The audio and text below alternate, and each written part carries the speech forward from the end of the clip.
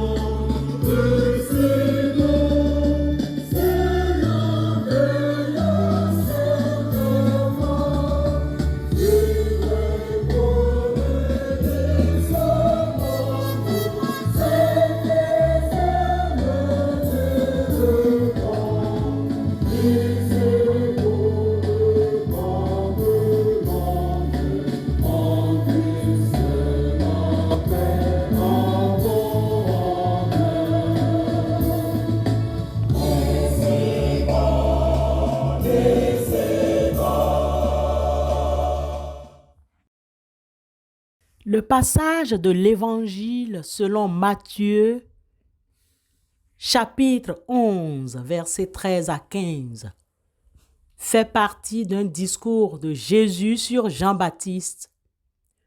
Nous lisons: car tous les prophètes et la loi ont prophétisé jusqu'à Jean. Et si vous voulez le comprendre, c'est lui qui est l'Élie qui devait venir, que celui qui a des oreilles pour entendre, entende. Matthieu, chapitre 11, versets 13 à 15. Voilà un des passages bibliques que certains utilisent pour justifier la réincarnation dans la déclaration de Christ. Au contraire, après que Jean ait envoyé des disciples pour s'assurer que Jésus était bien le Messie, Jésus parle à la foule de la grandeur de Jean. Il le désigne comme le plus grand des prophètes, celui qui a préparé le chemin pour le Messie, comme l'avait prédit le prophète Malachie. Voici, je vous enverrai Élie le prophète avant que le jour de l'Éternel arrive. Ce grand jour est redoutable. Il ramènera le cœur des pères à leurs enfants et le cœur des enfants à leurs pères, de peur que je ne vienne frapper le pays d'interdit. Malachie, chapitre 4, versets 5 et 6.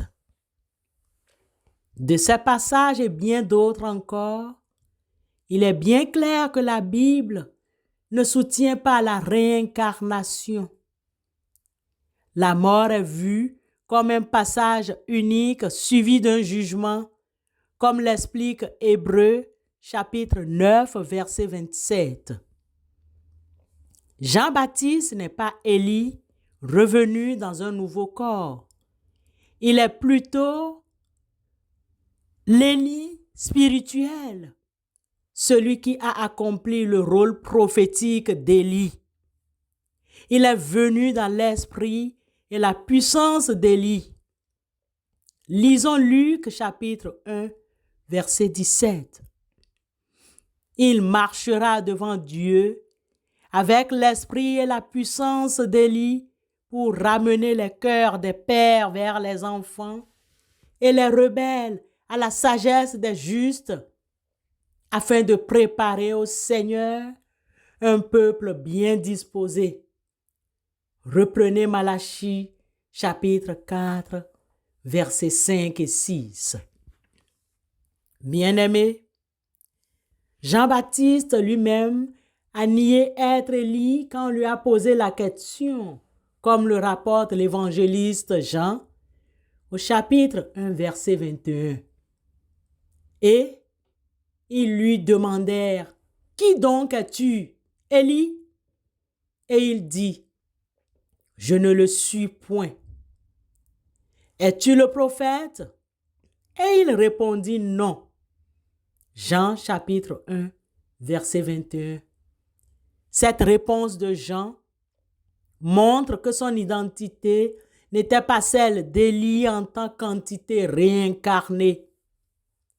Le fait que l'Élie historique, soit apparu avec Moïse lors de la transfiguration, selon l'évangéliste Matthieu 17, 1 à 8, montre également qu'Élie n'était pas réincarné en Jean-Baptiste. Il était toujours lui-même en esprit. Jésus utilise une figure de style pour montrer que Jean-Baptiste a rempli le rôle prophétique d'Élie, annonciateur du Messie. La Bible enseigne la résurrection des morts à la fin des temps, une réunion du corps et de l'âme et non un cycle de vie.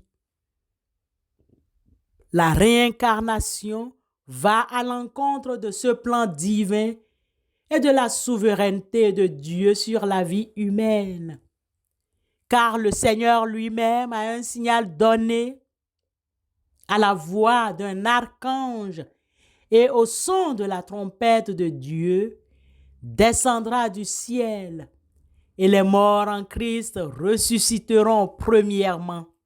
Ensuite, nous les vivants qui serons restés, nous serons tous ensemble enlevés avec eux sur des nuées à la rencontre du Seigneur dans les airs, et ainsi nous serons toujours avec le Seigneur. Consolez-vous donc les uns les autres par ces paroles. 1 Thessaloniciens, chapitre 4, versets 16 à 18. Amen.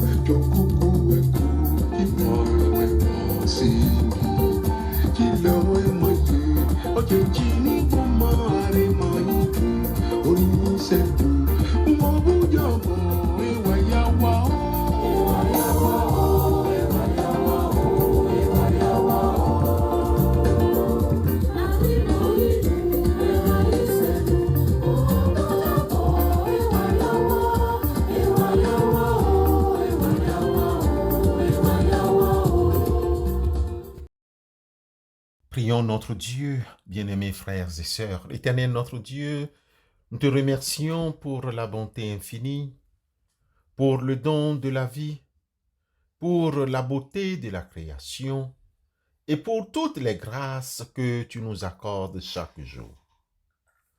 Nous te prions pour le bien-être des personnes âgées. Nous te prions pour le bien-être des retraités.